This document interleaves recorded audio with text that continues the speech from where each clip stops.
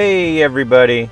Just the other day I posted a video as seen here about a recent PSA submission where I got several 10s, and of late I've actually done very well and gotten a lot of 10s in my submissions of modern cards. And so I thought maybe I should do a video about my technique on grading with PSA, because right now what's happening is if you're just sending in every card, you are doing nothing except for sending in money to PSA, making PSA rich over and over and over at 18, 30, 50 bucks a pop. And there is nothing worse out there than to give away your money, especially to a big company like them. So I have come up with 4 big mistakes that I have made and others make when submitting to PSA. First, we assume that just because a card is pack fresh, that the card should get a Gem Mint 10, and that's not the case. Now, if we look here, this is a recent video inside the Panini assembly line of sports cards.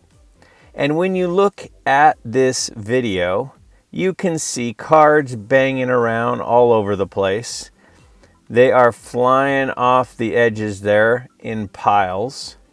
You've got people grabbing them and sliding them down, ruining the edges, banging on their sides. And we wonder, why is every card not a 10? Now, I actually think Panini does a really good job. I think Topps does a really good job. I think for the most part, these companies have pretty good quality control. Yes, we see the videos and the pictures of the rare one that is a major problem. But for the most part, they're pretty good. But if we look here, this machine is cutting through several thick cards, and those corners and edges are supposed to stay crisp. It's not going to happen. Here they are doing quality control, flipping through them quickly. And as they're doing that, you can see they're just kind of quickly shuffling through them. And yeah, there are going to be dinged corners. There are going to be dinged edges. And every card that we get is not going to be perfect. I recently opened a pack and pulled a Jalen Suggs rookie mem card, and I was excited until I saw the dent in the edge of it. This happens. This is a pack fresh card. Not every pack fresh card deserves a 10, so don't send it in just because it's pack fresh. Also, we need to do a better job of screening our cards. This is hidden camera footage that was posted about a PSA grader. They're using a loop like the one I have here. And if they're going to grade our cards under a loop, don't you think we should look them over before sending them in with $30 or $50 or $18 in bulk under a loop, under a magnifying glass? So I recommend giving it the same once over that PSA did. I bought this magnifying glass, I think it was $12 on Amazon, with a light, an LED light, and it is a super magnification. The loop, I think, was like $6. I'm $20 invested.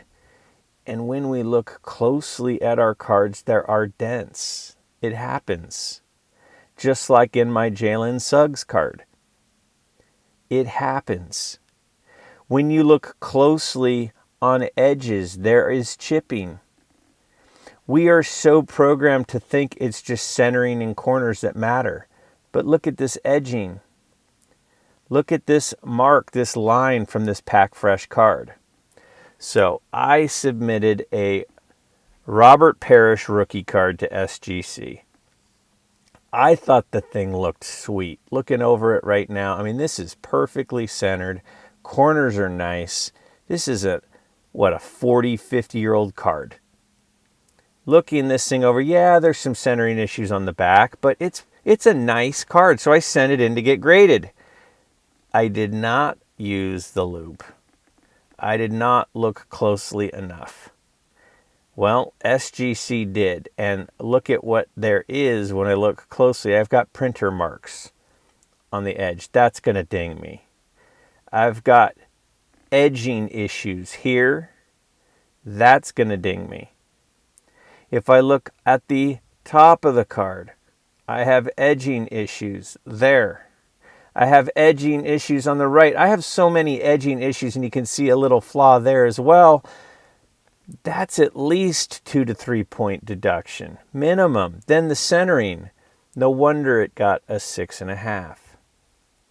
You want to package your submission to prevent them from damaging your cards and prevent any issues from happening. So what a lot of people do is when they get ready to submit their card, they get out their Card Saver 1, but when you look closely at this Card Saver 1, this is a used one. There's crap in there.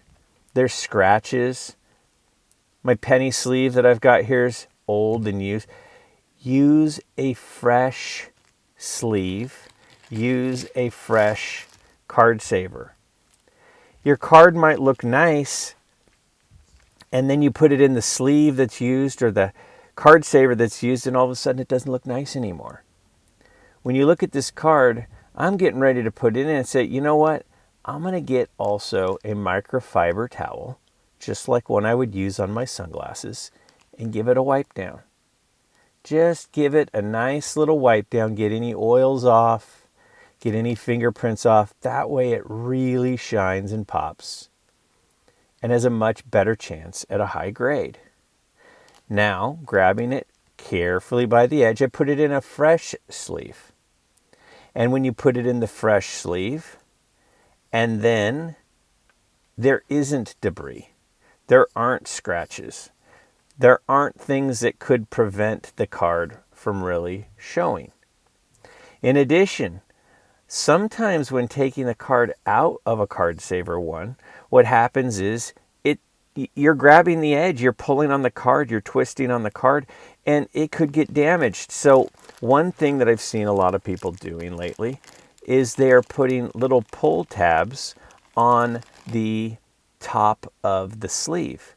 Then when you take the sleeved card and put it in your Card Saver 1 and you slide it in there, when eventually somebody takes it out of the Card Saver, there's a nice pull tab, and you don't have to worry about damaging the card and removing it. So when PSA gets it, they can grab the tab and pull it out.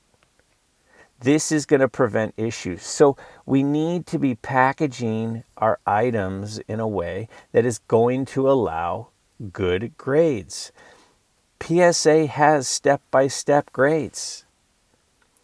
Follow their step-by-step system for submitting your cards and packaging them. Also, only submit things where in a worst case scenario, you're still good with getting it graded. At $18 a pop, at $30 a pop, at $50 a pop or more, if the card gets the worst grade that you could imagine, are you going to be okay with it? So here is a raw Pedri card for about 30 bucks. Here is a PSA 9 for about 60. And here's a 10 for 225. So I sent in 2. And my thought was I bought each of them on a good deal in a bulk lot for about $20 each. 25 for one and 22 for the other. At $30, I'm all in at about $50 to $55. If it gets a 9, I'm going to get my $50 to $55 to $60 out of it. That's the worst case scenario for these cards. If it gets a 10, then I make some profit. Then I make $150. So submit cards that if the grade comes back in a worst case scenario, it does not hammer you financially. You can't just keep sending money in over and over and over to PSA and assume that you're going to be all right. just my 4 tips to avoid mistakes that I've made, I've seen other people make. Like, subscribe.